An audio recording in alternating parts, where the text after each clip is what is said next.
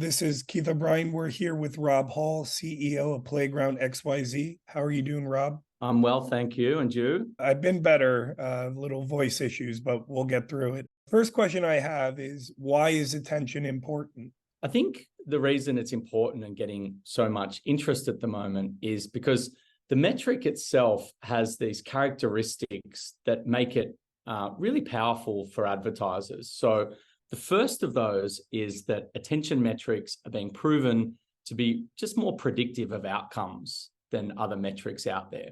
So when we do analysis between attention metrics and things like brand lift and sales lift, seeing that it's more correlated with those effects than, say, other metrics like viewability or click-through rate is.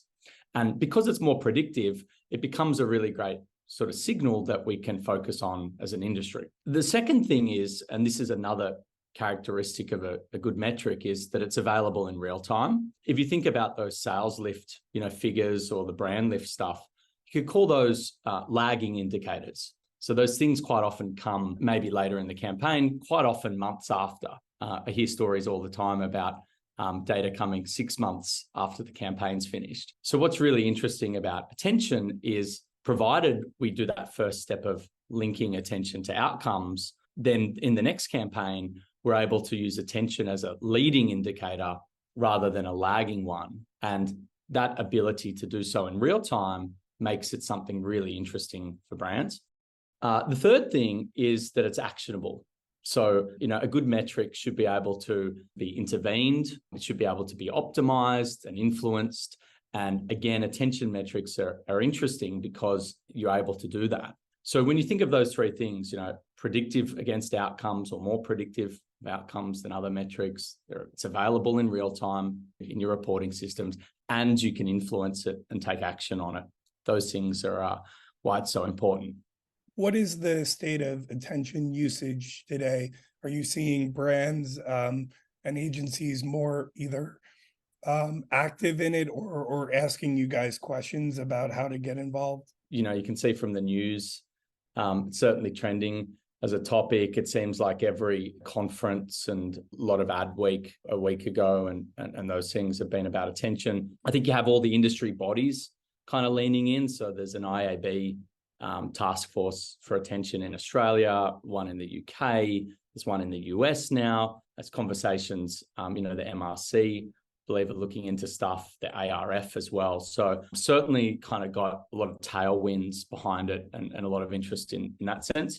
In terms of like the state of it, that's kind of like what's happening in the macro sense. But I think what's interesting is kind of that, how it's being applied. So when I think through it, I think of the use cases, everything from like creative pre-testing, which of course what Realeyes do, through to attention usage in planning data. So things like how you use attention metrics and build them into planning tools.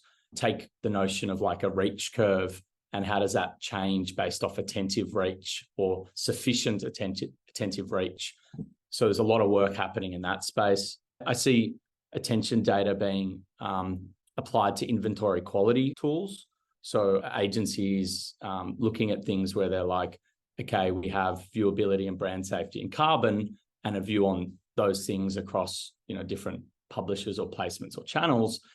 Let's append attention data next to that and form a new view on quality. You have an extra lens on quality with all those existing things plus attention alongside it. So yeah, we've got pre-testing, we've got planning, and then I guess into campaign measurement.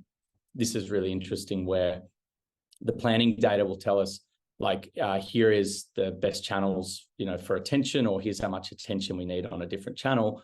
And then you kind of come into campaign measurement where you say, well, that was the theory based off historical data, but how do I know that kind of held true for my campaign? So a lot of work being done in deploying attention measurement solutions at a campaign level, being able to measure across channels, formats, line items, audience groups, creative groups, and that kind of thing. And the last thing I see happening today is kind of optimization.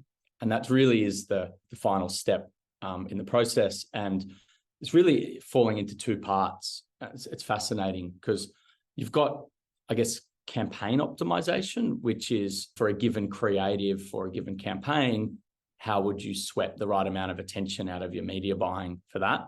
But then there's stuff happening on the supply side too, where, the curation of marketplaces for attention. So things like, here's a piece of inventory or, an inventory package that delivers X amount of attention. And that's kind of happening on the publisher side or the SSP side or through, curation tools. So there's this like super wide gamut of stuff happening, all the way from pre-testing through to planning, through to measurement, through to optimization. I think brands are at different parts of that journey. So some are probably doing everything and some are dipping their toe into various pieces of that. But overall, I would say there's one consistent theme, which is help me understand the relationship between attention and my outcome. So all those things are, all those processes I mentioned, or parts of the puzzle, are all kind of geared towards saying, okay, I got 1 second attention or 2 seconds.